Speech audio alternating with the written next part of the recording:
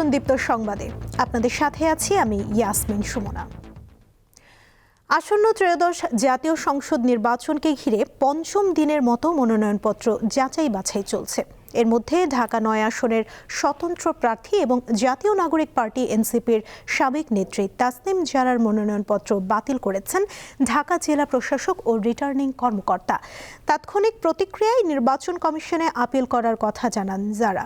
এছাড়া ঢাকা ১১ আসনে এনসিপির আহ্বায়ক নাহিদ ইসলাম, ঢাকা ৮ আসনে একই দলের নাসির উদ্দিন পাটোয়ারি, ঢাকা ১৫ আসনে জামায়াতে ইসলামীর আমির শফিকুর রহমান ও ঢাকা ৬ আসনে বিএনপির মনোনীত প্রার্থী ইশরাক হোসেনের মনোনয়নপত্র বৈধ ঘোষণা করেছেন রিটার্নিং কর্মকর্তা।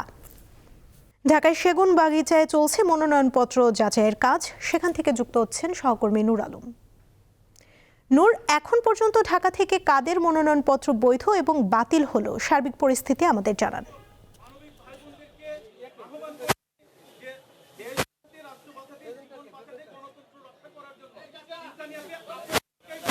সুমনা, আপনি জানেন যে ত্রয়োদশ জাতীয় সংসদ নির্বাচনকে কেন্দ্র করে এরই মধ্যে যে নির্বাচনী যে আমেজ সেটা কিন্তু বইতে শুরু করেছে এবং ঢাকার যে ২০টি আসন সেই ২০টি আসনের মধ্যে ৩টি পর্যায়ে কিন্তু এই প্রার্থীদের মনোনয়নপত্র যে বাছাই প্রক্রিয়া সেই প্রক্রিয়া কিন্তু ৩টি জায়গায় কিন্তু হচ্ছে। সের মধ্যে ঢাকা যে বিভাগীয় কমিশনারের কার্যালয় এবং ঢাকা আঞ্চলিক নির্বাচন কর্মকর্তার কার্যালয় এবং আরেকটি হচ্ছে জেলা প্রশাসকের কার্যালয়, অর্থাৎ এই ৩টি জায়গায় কিন্তু প্রার্থীদের যে মনোনয়নপত্র বাছাই প্রক্রিয়া সেই বাছাই প্রক্রিয়া কিন্তু চলছে এবং সকাল ১০টা থেকে শুরু হয়েছে।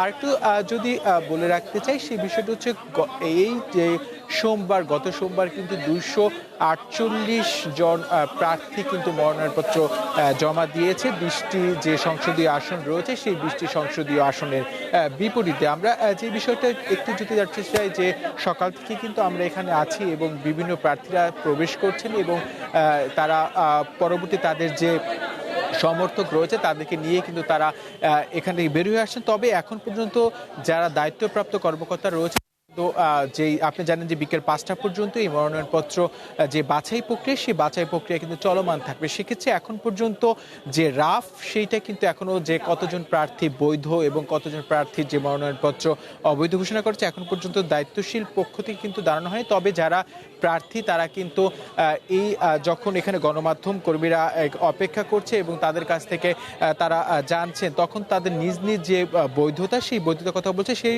সূত্র ধরে যদি একটু বলতে চাই যে আপনি যেমনটা বলছিলেন যে আমরা দেখেছি যে স্বতন্ত্র প্রার্থী তাসনিম জারা তিনি বলেছেন যে তার যে মনোনয়নপত্র সেটি কিন্তু অবৈধ ঘোষণা বাতিল করেছে এবং তিনি কারণ দেখিয়েছেন কি কারণে তার যে মনোনয়নপত্রটি বাতিল করা হয়েছে। এছাড়া আমরা দেখেছি বাংলাদেশ জামায়াতে ইসলামে ঢাকা ১২ আসন এবং আসনের প্রার্থী এবং জাতীয়তাবাদী দল বিএনপির ঢাকা ১১ আসন সহ বেশ কয়েকজন যারা পরিচিত মুখ তারা কিন্তু তাদের মনোনয়নপত্র অনেকেরই বৈধ ঘোষণা করা হয়েছে। সেক্ষেত্রে আমরা দেখেছি তারা দলীয় যে যারা সমর্থক রয়েছে তাদেরকে নিয়ে এই ঢাকা বিভাগীয় কার্যালয় কমিশনারের কার্যালয়ে এসেছেন এবং তারা কিন্তু এখান থেকে চলেও গিয়েছেন। তবে এখন পর্যন্ত যেহেতু বিকেল ৫টা পর্যন্ত এই মনোনয়নপত্র বাছাই প্রক্রিয়া চলমান থাকবে। এখনও আমরা কিছুক্ষণ আগে দেখেছি ঢাকা ১৪ আসনে বিএনপি সমর্থিত যে প্রার্থী রয়েছেন সানজিদা ইসলাম তুলি তিনি এসেছেন এবং বিপরীত তার প্রতিদ্বন্দ্বী প্রার্থী জামায়াতে ইসলামের যে তিনিও এসেছেন। অর্থাৎ যদি এই ভাগ বলি এখন পর্যন্ত প্রার্থীদের যে মনোনয়নপত্র বাছাই প্রক্রিয়া সেটা কিন্তু এখন চলমান রয়েছে। অর্থাৎ বিকেল ৫টার পর আমরা আসলে যারা এখানে দায়িত্বশীল রয়েছে তাদের মাধ্যমে জানতে পারবো যে কতজন প্রার্থী আজকে এই এখন পর্যন্ত তারা মনোনয়নপত্র যে বৈধ ঘোষণা করেছে এবং কতজনের প্রার্থী মনোনয়নপত্র বাতিল ঘোষণা করেছে। সুমনা। নূর, ধন্যবাদ আপনাকে। বগুড়া ৬ আসনে বিএনপির ভারপ্রাপ্ত চেয়ারম্যান তারেক রহমানের মনোনয়নপত্র বৈধ ঘোষণা করেছে নির্বাচন কমিশন। একই আসনে জামায়াতে ইসলামীর প্রার্থী আবিদুর রহমান সোহেলের মনোনয়নপত্র বৈধ ঘোষণা করা হয়। খালেদা জিয়ার মৃত্যুতে দিনাজপুর ৩ আসনে তার মনোনয়নপত্রটি স্থগিত করেন সংশ্লিষ্ট কর্মকর্তারা। এছাড়া ঠাকুরগাঁও ১ আসনে বিএনপির মহাসচিব মির্জা ফখরুল ইসলাম আলমগীর সহ দাখিল করা ৩টি মনোনয়নপত্রের সব কয়টি বৈধ ঘোষণা করা হয়। ঠাকুরগাঁও ২ সংসদীয় আসনে 8টি মনোনয়নপত্রের মধ্যে 6টি বৈধ, 2টি স্থগিত করা হয়েছে।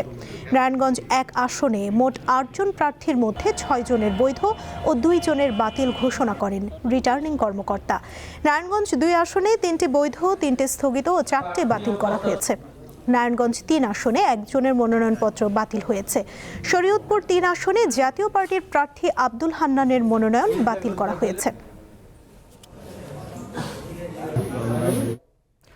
মনোনয়নপত্র যাচাই বাছাই কার্যক্রম নিয়ে জানাতে এবারে দিনাজপুর থেকে যুক্ত আছেন আমাদের সহকর্মী সুলতান মাহমুদ। কথা বলবো তার সঙ্গে।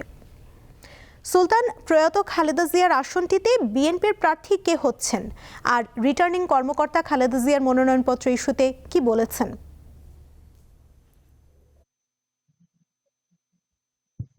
সুমনা, আজকে দিনাজপুর 3 আসনে এখানে খালেদা জিয়া বিএনপির পক্ষ থেকে প্রথম দিকে কিন্তু তিনি প্রার্থী ছিলেন এবং মনোনয়ন দাখিলের শেষ দিনে দিনাজপুরের সদর 3 আসনে খালেদা জিয়ার বিকল্প প্রার্থী হিসাবে সৈয়দ জাহাঙ্গীর আলম তাকে কিন্তু মনোনয়ন দেওয়া হয়েছিল নির্বাহী কমিটির পক্ষ থেকে।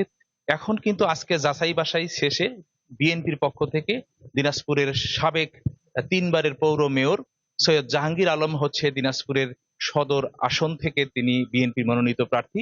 এবং দিনাজপুরের যেহেতু বিএনপির চেয়ারপারসন বেগম খালেদা জিয়া মারা যাওয়ার পর তার যে এই আসনটিকে তার যে মনোনয়নপত্রটি সেটি কিন্তু স্থগিত করা হয়েছে। দিনাজপুর জেলা রিটার্নিং কর্মকর্তা রফিকুল ইসলাম তিনি ঘোষণা করেছেন।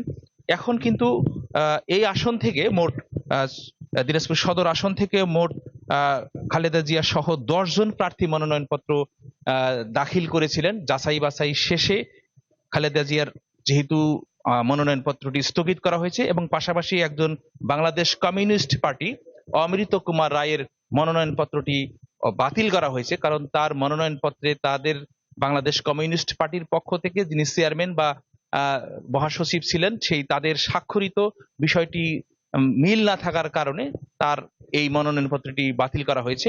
এখন কিন্তু দিনাজপুর 4 আসনের মনোনয়নপত্র যাচাই বাছাইয়ের যে কাজ সেটি শুরু হয়েছে। আমরা কিছুক্ষণ আগেও দেখেছি যে দিনাজপুর 4 আসন থেকে বিএনপি মনোনীত প্রার্থী ইতিমধ্যেই প্রবেশ করেছেন। এছাড়াও জামায়াতের প্রার্থী সহ জাতীয় পার্টি এবং ইসলামী আন্দোলন মোট 4 জন প্রার্থী কিন্তু দিনাজপুর 4 আসন থেকে প্রতিদ্বন্দ্বিতা করার জন্য মনোনয়নপত্র দাখিল করা হয়েছে। এবং দর্শক, দিনাজপুর থেকে যুক্ত ছিলেন সহকর্মী সুলতান মাহমুদ। ঢাকায় আজ সর্বনিম্ন তাপমাত্রা পরিমাপ করা হয় 12.5 ডিগ্রি সেলসিয়াস, যা চলতি শীত মৌসুমে রাজধানীতে সর্বনিম্ন তাপমাত্রা। আবহাওয়ার এই পরিস্থিতি আরো 4-5 দিন থাকতে পারে বলে জানিয়েছে আবহাওয়া অফিস। এর যে সর্বনিম্ন তাপমাত্রা যেটা 9 ডিগ্রি সেলসিয়াস, সেটা রাজশাহী, পাবনা এবং নওগাঁতে রিপোর্ট করেছে। এবং ঢাকার আজকে সর্বনিম্ন তাপমাত্রা হচ্ছে 12.5 ডিগ্রি এবং এটা এই মৌসুমের কিন্তু সর্বনিম্ন তাপমাত্রা ঢাকার জন্য।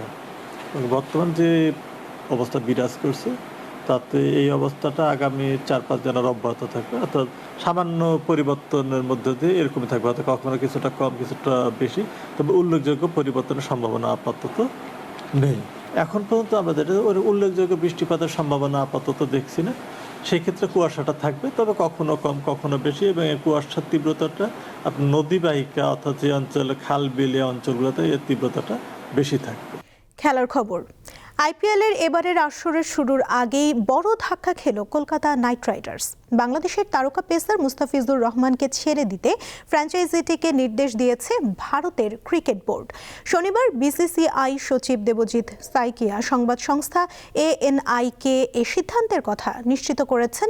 বিসিসিআই সচিব জানান, বর্তমান সামগ্রিক পরিস্থিতির প্রেক্ষাপটে বোর্ড এই সিদ্ধান্ত নিয়েছে।